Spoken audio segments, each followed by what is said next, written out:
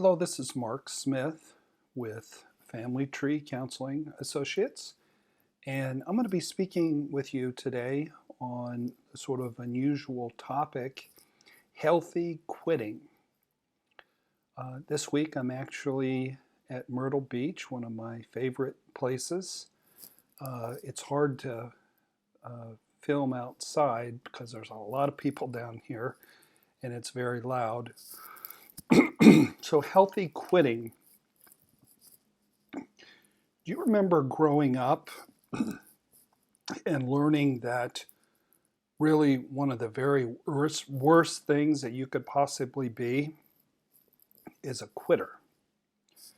You could suck at something all you wanted. That really was okay, but you couldn't quit. You started piano lessons, you got to finish your piano lessons. If you started soccer, you ain't quitting soccer. Can't be a quitter. World hates a quitter. So quitting is generally seen in our culture as a sign of weakness and low moral character, especially for a little kid trying to get out of piano lessons. I think as human beings, we tend to be very resistant to change of any kind. I think it really is human nature to want to keep the devil you know, versus gambling on tangling with a very terrifying devil you don't know. And that devil could be a lot worse. So many times my subject matter comes to me in strange ways. The idea for this video came in a dream. The night before last, I was having a dream that when I went to work, I was working a job, not my family tree job, but a job. I don't remember what I was doing, but just arriving there at work gave me really bad neck pain and a really bad headache. And I contemplated my situation, and I determined that my best course of action was actually just to go ahead and quit this particular job. And I had a great deal of peace and confidence and calmness about my decision to go ahead and quit this job. I think what was going on was actually I had a really bad and uncomfortable mattress, and the mattress was giving me the sore neck and headaches. I'd wake up in the morning and have to run down to the hot tub to get myself straightened out. But my point is, it gave me the idea that quitting many times is your best option. Your wisest and most responsible option many times is quitting a job and or quitting a program, or quitting even a relationship that no longer serves you, that doesn't serve you well as it once did. I since stacked another mattress on my mattress, and now I got a sore back instead of a sore neck, but it beats the headaches. So in life, quitting isn't always quitting. Many times quitting is a true act of courage and faith and self-esteem and positivity. It's an act of a healthy choice that's going to make for a better new beginning. Sorry about that. So, how happy are you in your job? In a perfect world, what would you rather be doing? And what is keeping you from making this world your perfect world? You know, we say that in a perfect world, blah, blah, blah. But why not go ahead and make the real life, the real world, your perfect world. This world is a huge, abundant, bountiful place filled with unlimited options. You can go anywhere and do anything as an American. We're very blessed. So why stay in an unfulfilling or a dead end or a frustrating or low paying job that doesn't make you happy? How happy are you in your marriage? How hard have you worked on your marriage with a therapist who really knows what they're doing? Many times people say that they've worked on their marriage, but if you haven't been in intensive therapy working on healing your family of origin issues, then you really haven't worked on your marriage.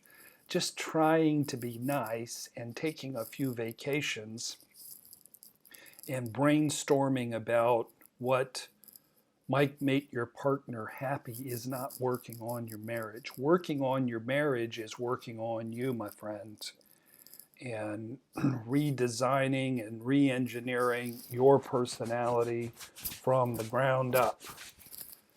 So, unfortunately, unlike your career, the world is not filled with unlimited better options for you.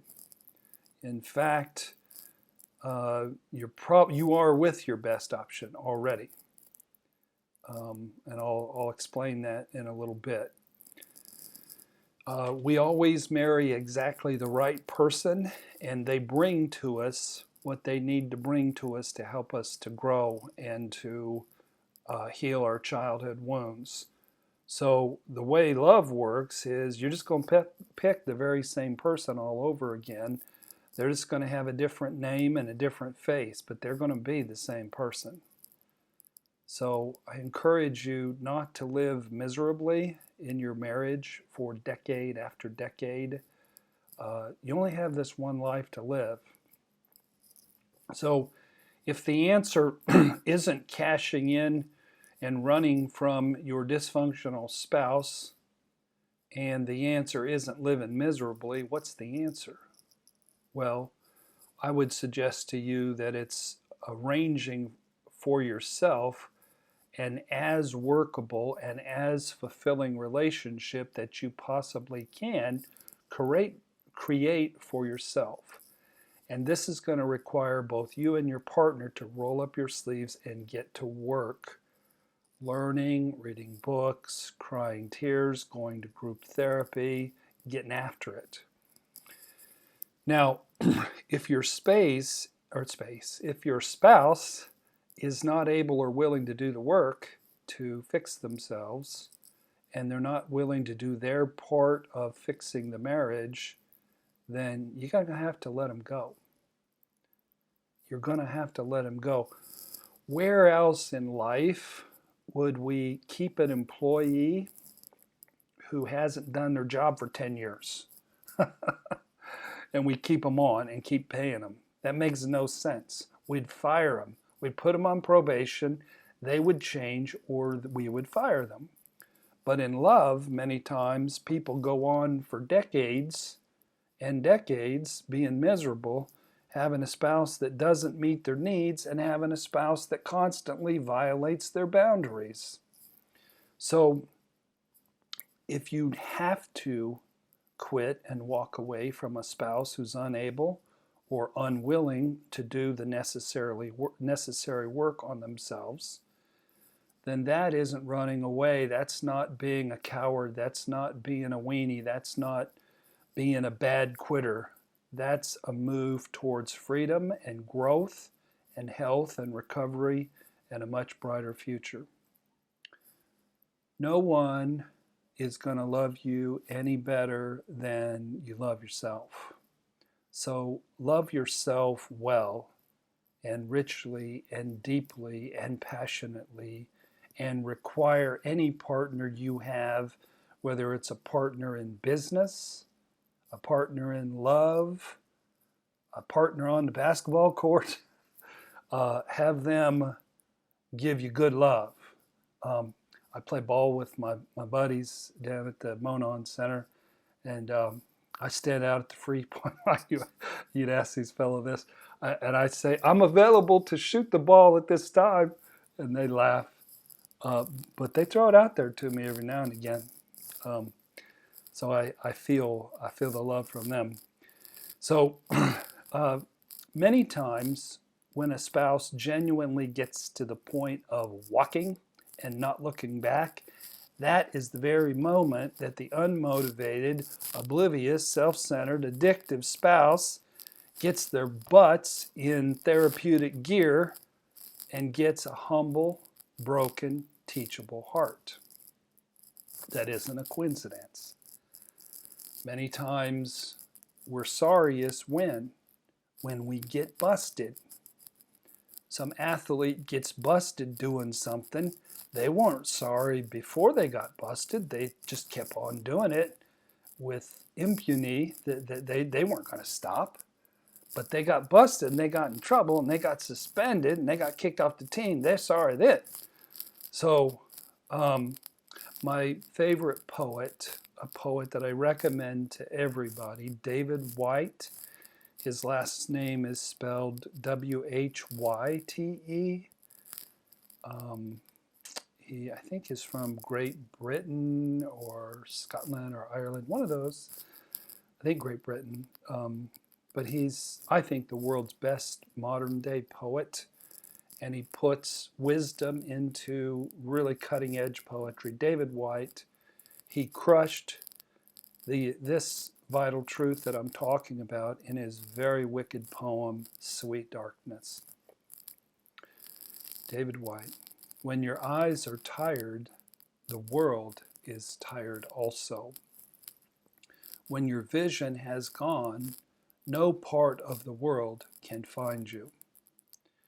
Time to go into the dark where the night has eyes to recognize its own. There you can be sure that you are not beyond love.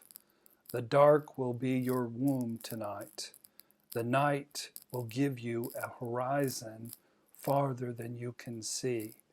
You must learn one thing.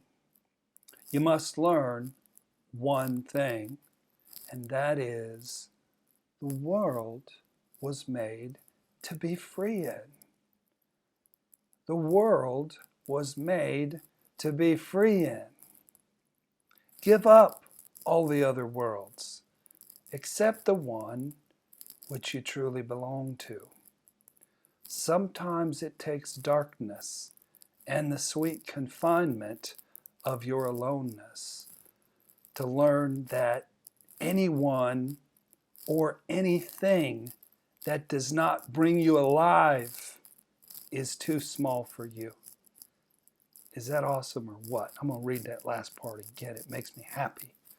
Sometimes it takes darkness and the sweet confinement of your aloneness to learn that anything or anyone that does not bring you alive is too small for you. Is your job too small for you? Is your job still bringing you alive? Does your job make your heart go pitter-pat when you wake up in the morning? Mine sure does. I love the therapy part, but I love the writing part even more.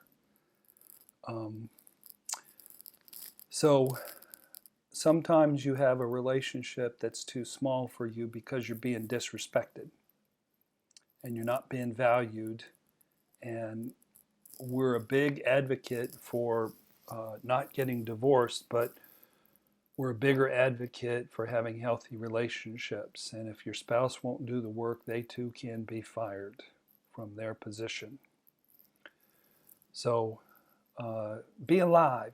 You only got this one life to live, and having a live, fulfilling career, having a live, fulfilling, connected relationship. I tell people you're not going to get bliss if you grew up like most of us and you're fairly dysfunctional like most of us. You're not going to be blissing out all the time, my friends. But what you're looking for is something that works, that has more windows of heaven than it has windows of hell. That's pretty good. I'll take that any day of the week. So if you have not subscribed to our YouTube channel, we're almost at 1,350 subscribers, then do sign up for our channel. It'll help you. It'll bless you. It's free therapy is really what it is. People contact me from all over the world. I had a fella contact me from Japan this morning, and it's $175 an hour. It's $175 for 50 minutes. It ain't cheap, but this is free. And I'm saying the same things. I'm not trying to work myself out of a job as a therapist, but I'm telling you, if you'll watch these videos, you can get a lot of free therapy. That's excellent therapy. I am writing a new book. I have 5 straight days here at the beach. It's going to rain, which I'm delighted because then I'll have the beach to myself instead of all these loud people who don't like the rain. I like the rain in the clouds. And I'm going to write another book on abandonment issues. My original plan was to write further and expand my affair recovery book, but I've changed my mind, and just because there's such a demand for information and knowledge and insight about abandonment issues. So the book that I'm going to write is called 10 Power Tools for Managing Your Abandonment Issues. I rather like that title, 10 Power Tools for Managing Your Abandonment Issues. I hate to say this, but I have had some criticism for my book, Managing Abandonment Issues Through Recovery. And the feedback has been it's a brilliant book, probably the best book in the world in describing what abandonment issues are in all its multiple little subtle manifestations of the crazy dance. But the how to get better section was a little sparse. And people were saying, okay, we know we got it. We know it's a serious issue, but can you help us get better? And so I have the time, and I've already got a bunch of material that I've written. I'm going to try to write this book in a week. And I'm really excited about it because people out there want help in, fine, we're not going to heal our abandonment issues. We're going to manage them how we do it. I'm going to tell you how. I'm going to give you 10 power tools to help you objectively, non-reactively step back from your abandonment issues and get them under control. If you haven't visited our website, familytreecounseling.com, please do that. There currently are 6 books that you can purchase and download. I will be back with you multiple times. Thursday is also a very special day. Actually, it's Friday. It's not Thursday. Friday is a very special day, September the 5th, because in 1989, I'm going to cry here. In 1989, I opened a little one-man office, and it was Family Tree Counseling Associates, and just had Mark Smith. 1989 was a long time ago. It was before my son was born and my daughters. And I didn't know a lot, but I knew I had a calling, and I knew I had a message. And I'm going to be celebrating that day by making videos and by writing a blog and just sharing with all of you what God is doing in Family Tree's life and in my life. So, folks, thank you so much for watching